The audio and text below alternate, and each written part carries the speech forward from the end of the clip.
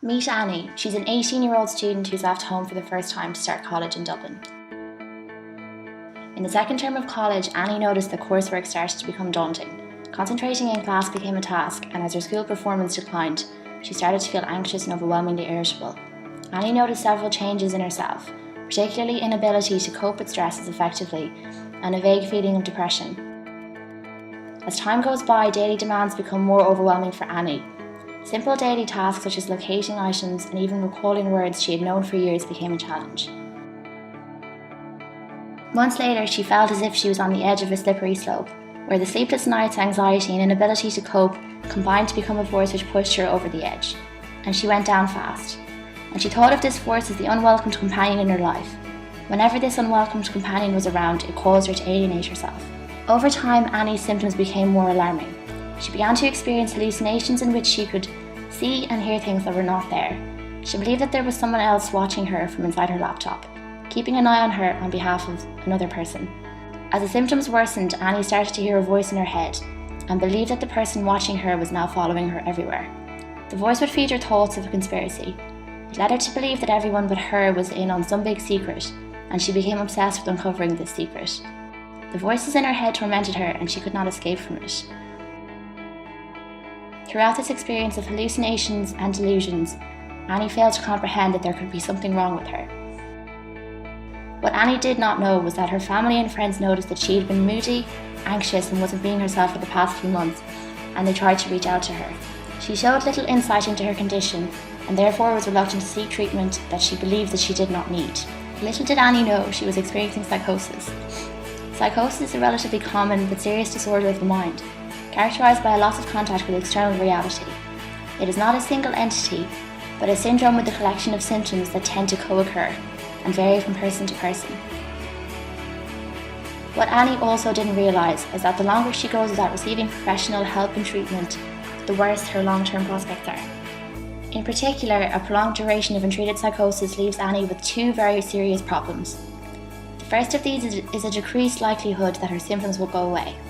This is true for both the hallucinations and paranoid delusions, new experiences which clinicians call positive symptoms.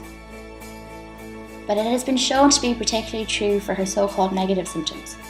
Annie's anxiety and emotional numbness is likely to persist, and she will continue to experience low levels of energy, motivation and enjoyment in life. Related to this is the likelihood that Annie will experience significant cognitive impairment. Some researchers have suggested that prolonged duration of untreated psychosis acts as a neurotoxin, that by insidious and unknown mechanisms the brain's ability to perform critical tasks such as planning, problem solving and verbal memory are impaired. Unsurprisingly, the second serious problem Annie will likely have to deal with is that her social and functional life will be seriously disrupted. Annie's situation goes unnoticed by many of her friends, and she starts to cut herself off from the group, afraid that they will think that she's crazy.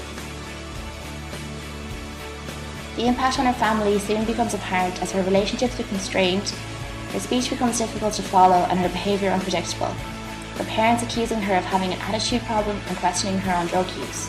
Annie feels alone, lost, losing sight of who she is and what she's supposed to be doing, engulfed by paranoia and the voices inside her head. Annie's life is not what it was. Without treatment, Annie has more than a 50% chance of developing depression. The risks of falling into a drug habit or homelessness are also increased, while she is also at the risk of contemplating suicide. Annie needs help. She's been deprived of help for far too long. Reaching out for help in the midst of such episodes can be difficult for people like Annie, and friends and family will often have a big role to play in seeking professional help. Once sought, however, professional help will give Annie a much better chance of either overcoming or adjusting to her illness and enabling a return to a more normal, functional life. Doctors and medical staff can provide much needed reassurance to Annie, letting her know that help is available and that things can get better. They are equipped with a range of treatment options which can help tackle her illness in different ways. These include anti-anxiety drugs and antipsychotics, which will relieve any anxiety Annie may be feeling and help tackle the hallucinations and delusions she is experiencing. Cognitive behavioural therapy, family therapy and self-help groups will help Annie understand her condition and teach her how to take more control of how she perceives her environment. Psychosis is more common than you'd think. In fact, 3 out of every 100 people will experience a psychotic episode in their lifetime. You may not even realise there is a problem, But if you do notice anything unusual in yourself, or anyone else for that matter, then please get help as quickly as possible. The sooner the better. Please remember that there's strength in numbers and that help is readily available. For more information, please contact any of these organisations.